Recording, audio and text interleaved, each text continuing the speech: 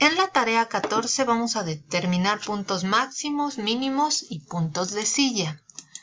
Para el ejercicio número 1 nos pide calcular los valores máximos, mínimos y los puntos de silla de las siguientes funciones. La función que vamos a trabajar es la función 2x cúbica más xy cuadrada más 5x cuadrada más y al cuadrado.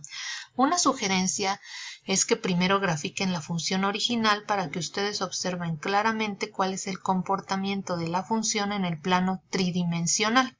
En este caso nos arroja esta función con la instrucción plot y observamos que hay una región en la cual aparece un punto máximo, esta región delimitada por este color amarillo claro, y una región en la cual hay un punto mínimo o una cavidad que está representada por esta región en el mapa de contornos delimitada por este color naranja. Ahora lo que vamos a hacer de manera analítica son dos cosas. Encontrar los puntos donde están los puntos críticos y además saber qué tipo de puntos críticos son. Para eso vamos a necesitar las derivadas parciales. La derivada parcial con respecto de x de la función original, la derivada parcial con respecto de y de la función original y las derivadas cruzadas. No necesitamos calcular las dos derivadas cruzadas. Con una derivada cruzada es suficiente. Yo lo puse aquí solamente para recordar que las derivadas cruzadas, no importa el orden de derivación, el resultado va a ser el mismo. Estas derivadas parciales, por favor, tomen nota de ellas, ya que vamos a ocuparlas más adelante y solamente vamos a sustituir. Así que tengan a la mano esas derivadas parciales. Ahora, como les comentaba, tenemos que saber dos cosas importantes. La primera es saber dónde se encuentran los puntos críticos. La palabra dónde nos indica que lo que tenemos que buscar son coordenadas. Por lo tanto, necesitamos hacer lo siguiente. La derivada parcial con respecto de x la igualamos con 0, la derivada parcial con respecto de y la igualamos con 0 y vamos a resolver este sistema de ecuaciones. Cuando digo resolver este sistema de ecuaciones, lo que estamos buscando es encontrar los valores de y los valores de x que resuelven estas ecuaciones. Por lo tanto, lo vamos a hacer de la siguiente manera. De la segunda ecuación vamos a factorizar y, ya que y es un factor común. Este factor va a pasar dividiendo y por lo tanto y va a ser igual con 0. Ya tenemos la coordenada y es igual con 0. Esta y igual con 0 la vamos a sustituir en la primera ecuación, aquí en esta posición, y vamos a poder encontrar los valores de x de la siguiente manera. Al sustituir 0 al cuadrado se pierde este término y solamente nos queda el término 6x cuadrada y 10x. Esos términos tienen un factor común. Ese factor común es x. X que multiplica 6x más 10 igual con 0. Aquí, como ambos factores contienen x, tenemos que aplicar el teorema del factor nulo. Por lo tanto, x es igual con 0 y por otra parte 6x más 10 también es igual con 0. De aquí encontramos dos valores de x. Uno, que x es igual con 0, y el segundo valor de x nos indica que x vale menos 5 tercios. Sin embargo, tenemos que indicar los puntos en 3 dimensiones porque estamos trabajando en el plano tridimensional. Coordenada x, coordenada y y coordenada z. ¿Cómo encontramos los valores de z? Bueno, eso es muy sencillo. Vamos a regresar a la función original y para encontrar el valor de z del primer punto, x y y valen 0. Por lo tanto, en los lugares donde hay x y y vamos a poner 0 y por ende z en este punto también vale 0. Para encontrar la coordenada z del segundo punto crítico, vamos a sustituir en x menos 5 tercios y en y 0. Lo hacemos. En donde hay x ponemos menos 5 tercios, donde tenemos y ponemos 0 y encontramos que la coordenada z es 125 sobre 27. Ya conseguimos encontrar el lugar en el cual se encuentran los puntos críticos al indicar sus coordenadas en 3 dimensiones. Eso ya lo tenemos resuelto. Ya sabemos dónde están los puntos críticos. Ahora lo que tenemos que saber es de qué tipo son esos puntos críticos. Si son máximos, son mínimos o son puntosilla. Vamos a trabajar con el primer punto crítico. El punto tiene por coordenada 0,0,0. Y para eso vamos a necesitar las derivadas parciales sucesivas con respecto de x y con respecto de y. Es decir, la derivada parcial con respecto de x la volvemos a derivar con respecto de x. Nos da 12x más 10. La derivada parcial con respecto de y la volvemos a derivar con respecto de y nos da 2x más 2. Estas derivadas parciales sucesivas también tomen nota de ellas porque las vamos a ocupar más adelante. Esas derivadas parciales sucesivas con respecto de x y con respecto de y la derivada parcial cruzada, las tenemos que evaluar en el punto crítico, en este caso 0,0. Las evaluamos y tenemos 3 valores numéricos. La segunda derivada parcial con respecto de x evaluada en 0,0 nos da 10. La segunda derivada parcial con respecto de y evaluada en 0,0 nos da 2. La derivada cruzada evaluada en 0,0 da 0. Estos valores los vamos a necesitar para calcular un discriminante. Esto que está en verde, no se conflictúen, simplemente cópienlo, es una ecuación. Vamos a sustituir el valor de la segunda derivada parcial con respecto de x, que es 10, multiplicado por la segunda derivada parcial con respecto de y, que es 2, menos la derivada cruzada elevada al cuadrado. Si hacemos estas operaciones, el resultado nos da 20. Tenemos que observar que el resultado, ¿cuál es su signo? Si es positivo o es negativo. En este caso el discriminante nos dio positivo. Por lo tanto, vamos a aplicar el siguiente criterio. Esto que está en verde es un criterio.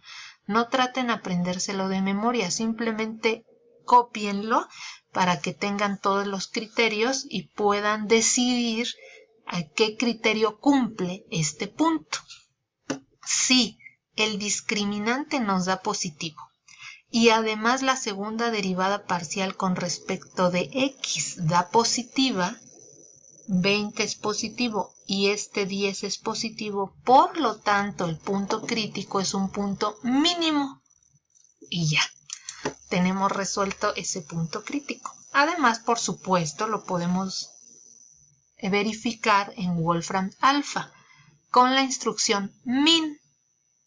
Ponemos la función original y automáticamente nos dice sí, hay un punto mínimo cuyas coordenadas son 0, 0, 0 y aquí en la gráfica de contornos el punto verde que está aquí representa justamente la posición y el tipo de punto. En este caso es un punto mínimo local. Ahí Wolfram Alpha nos ayuda para determinar o para verificar nuestros resultados. Ahora tenemos que hacer lo mismo, pero con el segundo punto crítico. El segundo punto crítico, sus coordenadas XY son menos 5 tercios, 0. Vamos a sustituir estas coordenadas en la segunda derivada parcial de f con respecto de x. Ahora el 12 lo vamos a multiplicar por menos 5 tercios más 10 y nos va a dar menos 10. Ahora la segunda derivada parcial con respecto de y, también vamos a evaluar estos puntos y nos va a dar menos 4 tercios. La derivada cruzada ya la conocemos, es 0. Ya no la puse aquí, no es necesario. Vamos a calcular el discriminante. No es otro discriminante, es el mismo. La segunda derivada parcial con respecto de x menos 10 por la segunda parcial de f con respecto de y menos 4 tercios. Lo multiplicamos menos por menos más. Este término se pierde porque la derivada cruzada es 0. Aunque yo puse el valor aquí 40 tercios, y es correcto, lo que me interesa no es el valor, sino el signo. Menos por menos más. El discriminante es positivo. Con eso es suficiente. Ahora voy a comparar este valor que es positivo con este valor como es negativo. Y el criterio nos indica que si el discriminante es positivo y la segunda derivada parcial con respecto de x resulta ser negativa, ahora tenemos un punto máximo. Y bueno, lo verificamos.